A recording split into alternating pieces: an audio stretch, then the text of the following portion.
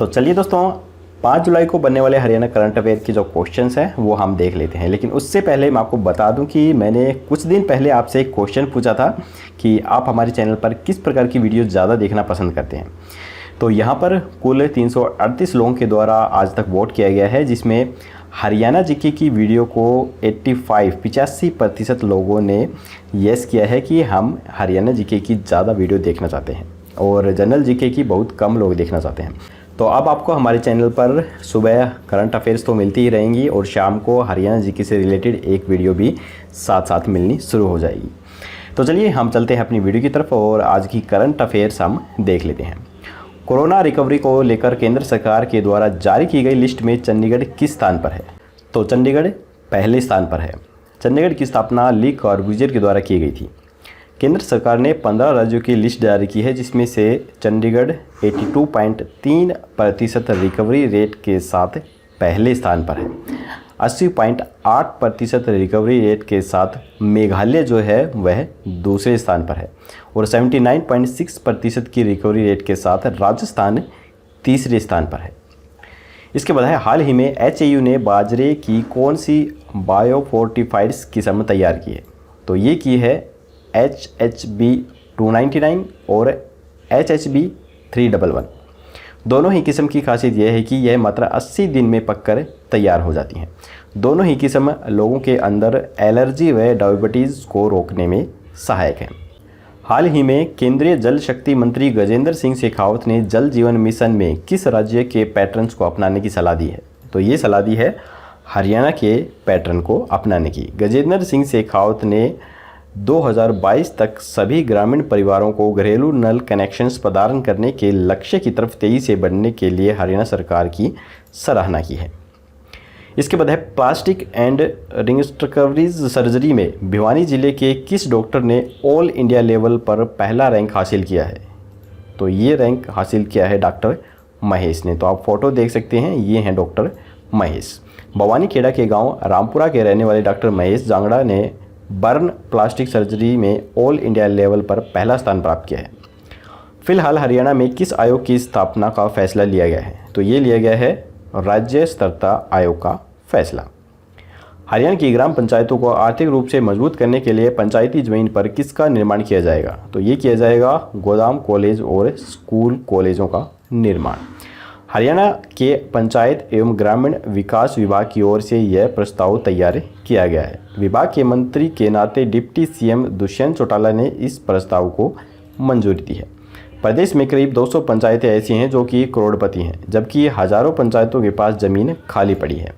प्रदेश सरकार ग्राम पंचायतों की जमीन उद्योगों के लिए 33 साल की लीज पर देने के लिए पहले ही निर्णय ले चुकी है। आवासन एवं शहरी कार्य मंत्रालय की ओर से हरियाणा में नगर स्वच्छ सर्वेक्षण 2021 की शुरुआत हो गई है। यह स्वच्छता कितने अंकों की होगी? तो यह स्वच्छता 6000 अंकों की होगी। हरियाणा में नारनौल की किस बेटी ने विश्व बैंक में अर्थशास्त्री का पदभार संभाला है? तो ये संभाला है डॉक्टर S अनुकृति ने। इन्हें वर्ल्ड इकोनॉमिक सोसाइटी का प्रथम यंग रिसर्च अवार्ड प्राप्त हुआ है।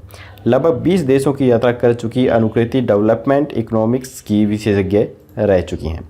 वर्ष 2018 में डॉक्टर ऑफ महेंद्रगढ़ नाम से बनी वीडियो फिल्म में भी इनका जीवन परिचय शामिल किया गया था। प्रदेश में सन 2024 तक कितने स्मार्ट मीटर लगाने का लक्ष्य रखा गया है? तो ये रखा गया है 30 लाख स्मार्ट मीटर लगाने का लक्ष्य।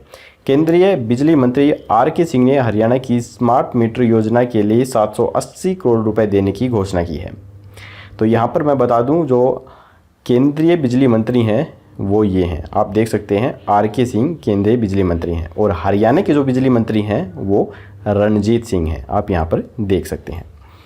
पहले चरण में 10 लाख स्मार्ट मीटर लगाए जाएंगे और दूसरे चरण में 20 लाख स्मार्ट मीटर लगाए जाएंगे। स्वराज्य इंडिया द्वारा शुरू किए गए मिशन जय हिंद की शुरुआत हरियाणा के किस गांव से की गई? तो यह की गई सहारनवास गांव से। स्वराज इंडिया के राष्ट्रीय अध्यक्ष योगेंद्र यादव ने कहा है कि आज से पूरे देश में स्वराज इंडिया की ओर से 100 दिवसीय अभियान की शुरुआत की गई है। इस अभियान का उद्देश्य स्पष्ट करते हुए उन्होंने कहा है कि अगले 100 दिन तक स्वराज इंडिया के वॉलंटियर्स गांव-गांव तक जाएंगे और जनता की बात सुनेंगे और उनकी समस्याओं को हल करेंगे। हाल ही में हरियाणा में कितने जेल सुप्रिटेंडेंट्स का तबादला किया गया है? तो ये किया गया है 11 जेल सुप्रिटेंडेंट्स का। यह आदेश जेल विभाग के अतिरिक्त मुख्य सचिव विजय वर्धन के द्वारा जारी किया गया है। जींद की जेल सुप्रिटेंडेंट हरिंदर सिंह को गुरुग्राम में भेजा गया है और पलवल से दीपक शर्मा को हिसार भेजा गया है। हरियाणा पुलिस ने रफ्तार पर लगाम लगाने के लिए नेशनल हाईवे पर कितने स्पीड रडार लगाने का फैसला लिया है? तो ये फैसला लिया गया है 37 स्पीड रडार लगाने का। इस योजना पर 4 करोड़ 63 लाख रुपए खर्च किए जाएंगे। इन रडार को हाईवे निर्माण कंपनी के द्वारा ही लगाया जाएगा। तो ये जो रडार हैं ये कुछ इस प्रकार से होते हैं, आप देख सकते हैं, जिसके द्वारा गाड़ियों की स्पीड नापी जाती है। यह रडार इंटरसेप्टर के अंदर ही फिट किए जाएंगे। प्रदेश में ई चालान सिस्टम भी पहले से ही लागू हो चुका है। कई शहरों में प्रमुख सड़कों पर रेड लाइट्स और चौराहों पर सीसीटीवी कैमरे भी लगाए जा चुके हैं। हरियाणा रोडवेज बढ़ते घाटे डीजल के रेट को देखते हुए किराए में प्रति किलोमीटर प्रति यात्री कितने पैसे की बढ़ोतरी की जाएगी? तो ये की जाएगी 115 पैसे प्रति किलोमीटर की। हरियाणा सरकार ने लॉकडाउन में 15 मई को घाटे के मद्देनज़र 15% तक किराया बढ़ाया था। किराया 85 पैसे प्रति किलोमीटर प्रति यात्री से बढ़ाकर 100 पैसे प्रति किलोमीटर प्रति यात्री किया गया था। सरकार के द्वारा बताया गया है कि 25 मई से लेकर 30 जून तक डीजल करीब 17 रुपये प्रति लीटर तक महंगा हो गया है। इसीलिए सिफारिश की गई है कि अब प्रति किलोमीटर प्रति यात्री किराया 100 पैसे से 115 पैसे बढ़ाया जाएगा। रोडवेज विभाग सोशल डिस्टेंसिंग प्रोटोकॉल के दायरे में एक बस में सिर्फ 30 यात्री के साथ ही करीब 800 बसों का संचालन कर रहा है। तो आप देख सकते हैं जो हमारे हरियाणा के परिवहन मंत्री हैं ये मूलचंद शर्मा जी हैं। यहाँ पर आप इनकी फ़ोटो भी देख सकते हैं। प्रदेश सरकार को लॉकडाउन के दौरान अब तक 270 करोड़ रुपए से अधिक का नुकसान हो चुका है। हिसार जिले के सांसद का नाम क्या है जो फिलहाल कोरोना पॉजिटिव मिले हैं? तो ये मिले हैं विजेंद्र सिंह। हिसार जिले के सांसद विजेंद्र सिंह और उनकी पत्नी फिलहाल कोरोना पॉजिटिव पाए गए हैं। हरियाणा के IIM रोहतक में 4 साल पहले 9% छात्राएं थी। अब नए सत्र में कितने फीसदी लड़कियों ने एडमिशन लिया है? तो ये लिया है 69% लड़कियों ने। पिछले 4 साल में छात्रों का जो अनुपात है वो भी मैं आपको दिखा देता हूँ। 2017 में 9% लड़कियों ने लिया था, उसके बाद 2018 में ये बढ़कर 50% हो गया और 2019 में बढ़कर 51% हो गया और अब फिलहाल 2020 में बढ़कर 69% ये हो गया है। केंद्र सरकार के द्वारा लघु उद्योगों को शुरू करने के लिए कौन सी योजना शुरू की गई है? तो ये शुरू की गई है PM street vendor Atmanirbhar Nidhi परियोजना। इस योजना के तहत 10,000 तक की राशि लघु उद्योगों को शुरू करने के लिए दी जा रही है, जिसे 1 वर्ष की अवधि में 12 मासिक किस्तों के द्वारा वापस चुकाना होगा। इस योजना के अंतर्गत वर्ष 2022 तक शर्तें पूरी करने वाले हर पथ विक्रेता को इसका लाभ दिया जाएगा।